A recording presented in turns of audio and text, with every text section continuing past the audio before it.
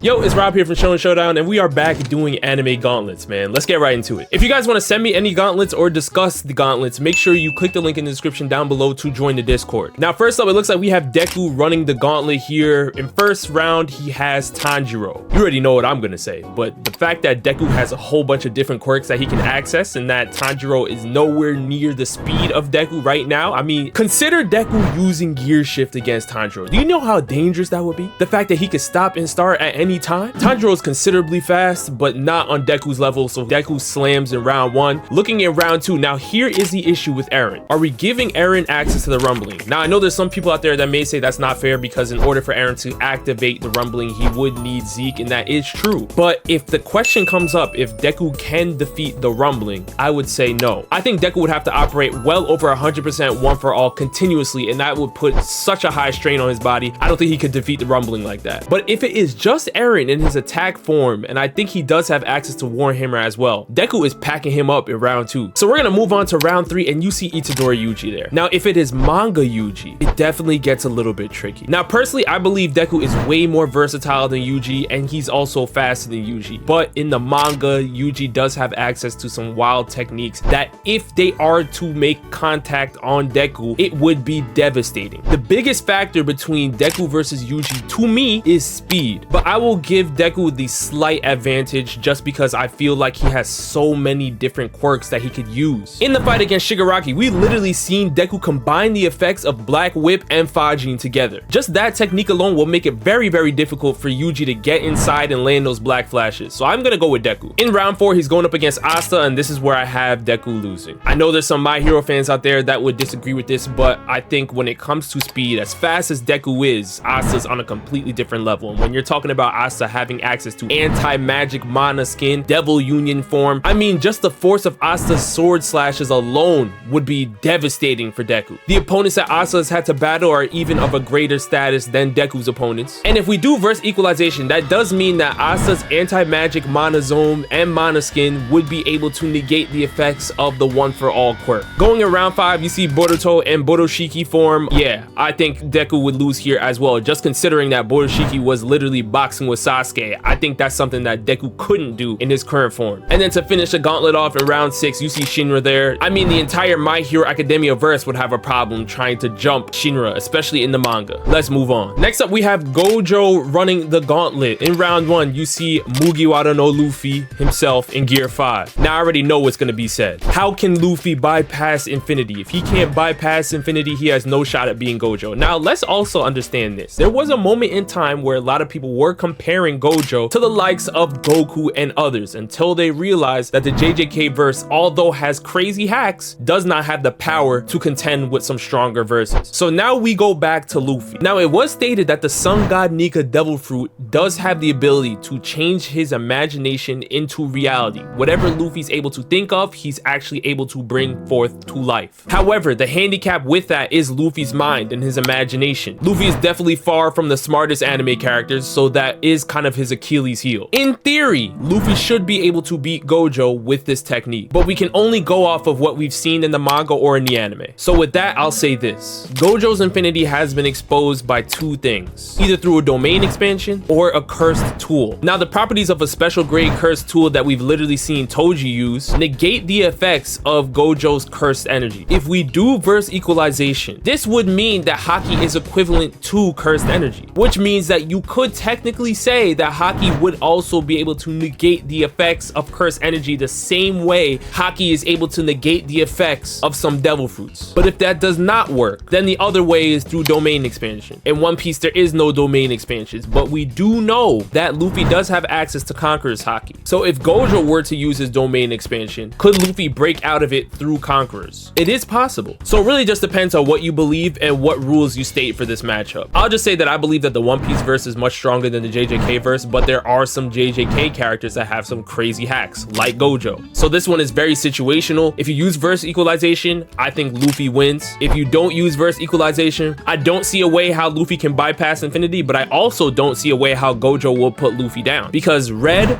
blue, purple, all of those things would literally get changed the moment they touch Luffy. In round 2, you see Gojo going up against Meliodas. And yes, he stops right there. I've said it on multiple occasions, but Meliodas is somebody that had to fight chaos itself, a power that can change reality and is even beyond magic. But even outside of that, Meliodas has boxed against the Demon King, who literally has the power of the ruler. In his strongest form, he has access to all the 10 commandments. And even if Gojo's able to damage Meliodas, he can revenge counter, double the damage and throw it back to him. And the counter alone is a technique, so it would be able to reach Gojo if it's Gojo's own technique that's being thrown right back to him. In round 3, we have Asta, and I think Asta should be in round 2 and Meliodas should be in round 3 because Asta and Luffy both have similar scenarios. If you do verse equalization, Asta should be able to win because he can negate the effects of Gojo's cursed energy and he would be able to bypass infinity. But if we are not giving him that, I'm not sure how Asta is going to be able to stop Gojo. And honestly, Asta versus Luffy is a conversation. You could technically put Asta in round 1, but you know, I'm not even going to go there. In round 4, you see Saitama there, and yeah, Gojo is also losing this one as well. Now, if you want to say Saitama doesn't have a way to bypass infinity, but you also watch Saitama kick away Garo's portals, then there's nothing to talk about. Because Saitama kicking away the portals is a much higher feat than bypassing Gojo's infinity. Saitama easily wins that. And then we have Goku in round 5, who we do know has access to destruction energy. The moment Goku breaks out the Hakai, it's over with. Let's move on. Naruto runs the Bleach Gauntlet. How far does he go? And it looks like we have adult Naruto too, so this is going to be a real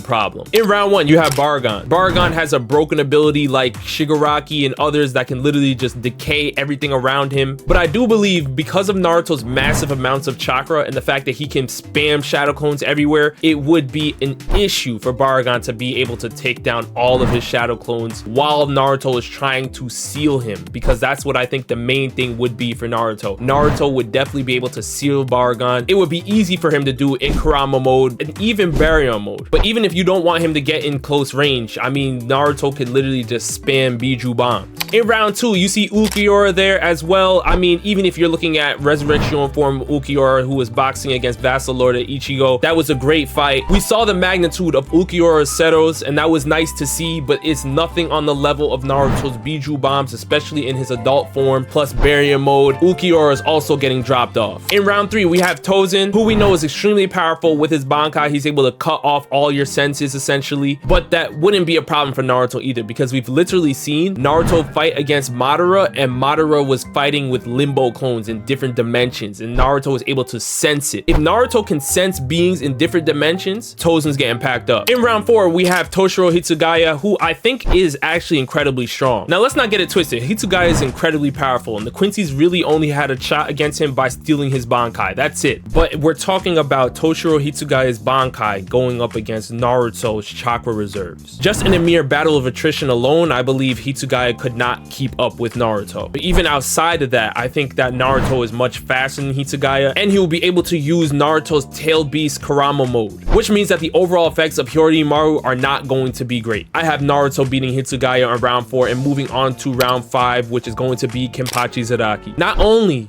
did Kenpachi take down Unohana after a million tries, but he was able to defeat Gremmy, who I've said on multiple occasions is one of the most broken characters in all of Bleach, because he could literally just make anything that he thinks into reality. But on the flip side, like many Bleach fans have mentioned, Gremmy wasn't actually really supposed to lose. He really only lost because he was thinking that there's a possibility of him losing, and he brought that to reality. Granted, it was his fight against Kenpachi that brought that thought out of him. Nonetheless, Gremmy still was more broken overall. But there is something that Kenpachi is holding back. We have yet to see Kenpachi go all out, and the amount of spiritual pressure that he's been holding back is unbelievable. And that honestly is the sole thing I'm afraid of, because even in his fight against Gremmy, it did not look like Kenpachi was using his full power. He was going hard though, no lie, but I don't know if it was truly his full power, because as far as we know, he did not use his Bankai against Gremmy, and Naruto would have a problem with Gremmy. So I'm gonna say Naruto is probably going to lose in round 5 against Kenpachi. Luffy, which means yes, I don't have him beating Ichigo, and I do not have him beating Aizen either. Ichigo is just a jack of all trades. He's part Quincy, part Fullbringer, part Hollow, part everything. And Aizen is even more broken than that, especially if you talk about him in the manga. We move on. Next, we have Mario and Sonic as a duo, and we are not at the Olympic Games, running the gauntlet. First up, we have Bakugo and Deku. They're completely getting dropped off. Bakugo and Deku would lose before frame 1. That's how fast the fight would end. Because we have to remember, Sonic is one of the fastest characters of all time, and when you're talking about scaling Mario, who has fought against crazier forms of Bowser, because Mario had to take down forms of Bowser that are super OP,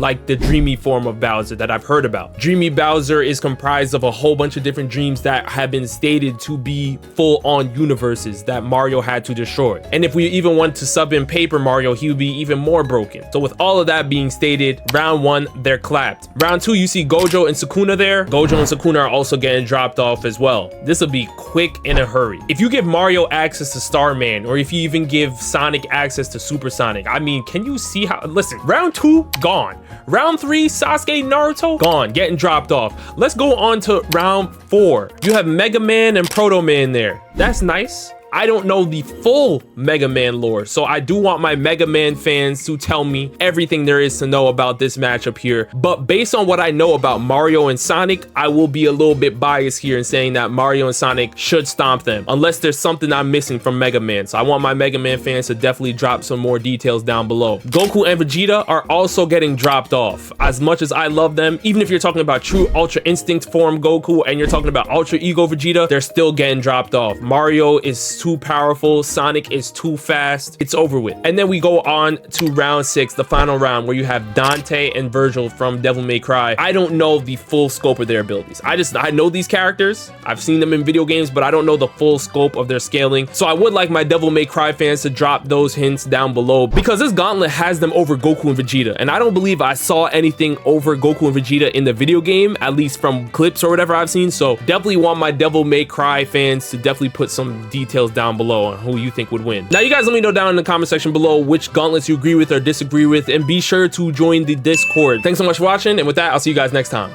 Peace.